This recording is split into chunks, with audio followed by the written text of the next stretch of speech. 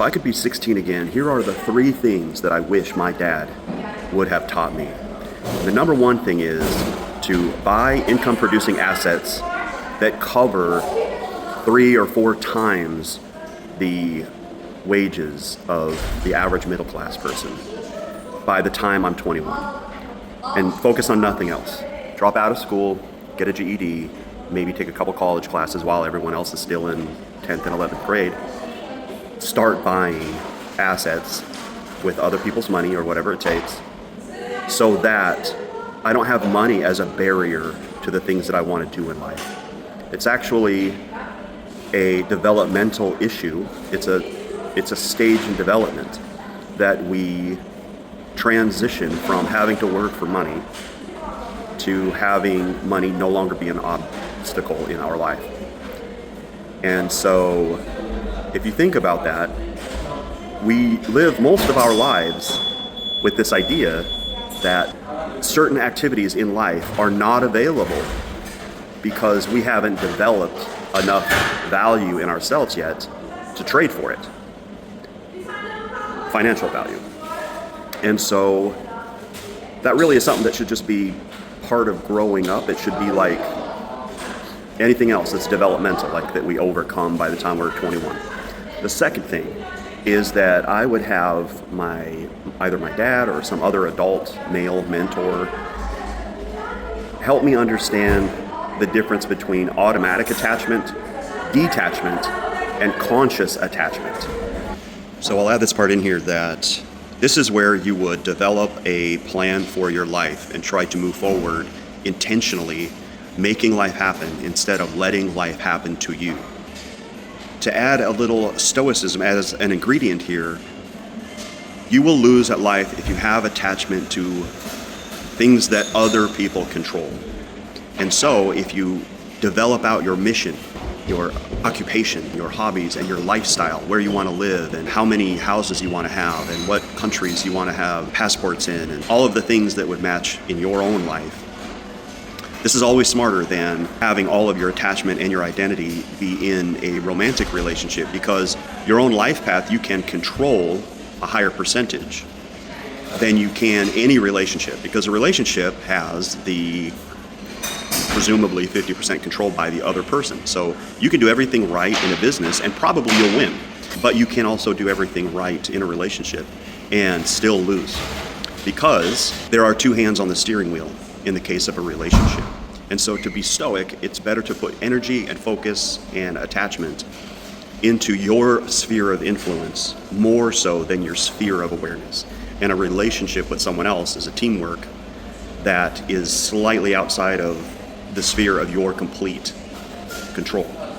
In my own life, incorrectly attaching my attention or my energy or my emotions to the wrong things has held me back so much.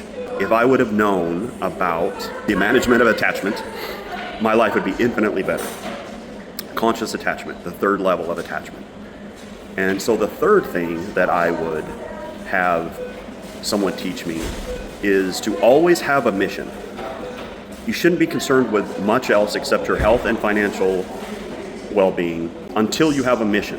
If you don't have something that is part of your brand identity of how you are bringing value to the world, something that will last longer than you do and leave a legacy, this is something that you should figure out in your mid to late 20s. You should first care about, as you're growing up, you should care about learning as much as you can until you're around, 16, 17, 18. Learning never stops, but really get it to where you know as much as any adult that you'll meet in the day. Try to get that handled by the time you're 16. Get out of public school, get out of government school as soon as possible so that you have the time to do some learning. And then between 16 and 21, get assets that just pay for anything you want to do in your life. At least the foundational assets, $10,000 a month. Then really work on your body and figuring out your mission. Don't get snared by relationships. Have relationships. Have the experience of trying to interact with an intimate partner, But living together and getting attached and getting married and getting to where you think your identity is wrapped up in your relationship is not okay for someone that wants to be an ace, someone that wants to win at life.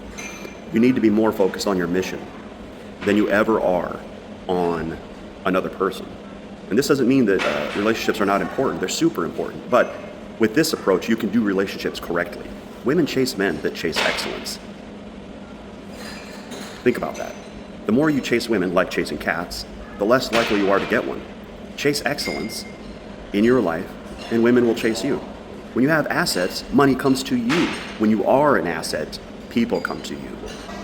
And here's a number 4, a bonus for the people that were smart enough to stay to the end.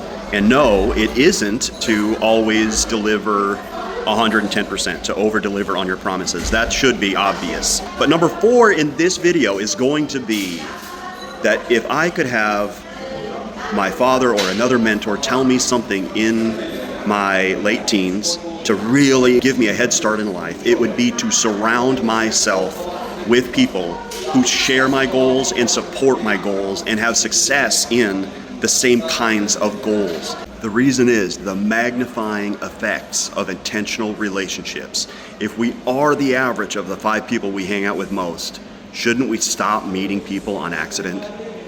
You and I may not be teenagers anymore, and we don't have the same kind of time, but we do have a tool that allows us to network at the speed of light like the 1% do, and it is for us to get on the Connector app, make a profile, tell the world what you want, tell the world what you have. As soon as people get on the app and we see it populate with profiles, and people are able to find with the affinity keyword search function exactly who they need for the next project that they want to do. We are now able to level up our lives by upgrading our relationships. See you on Connector.app.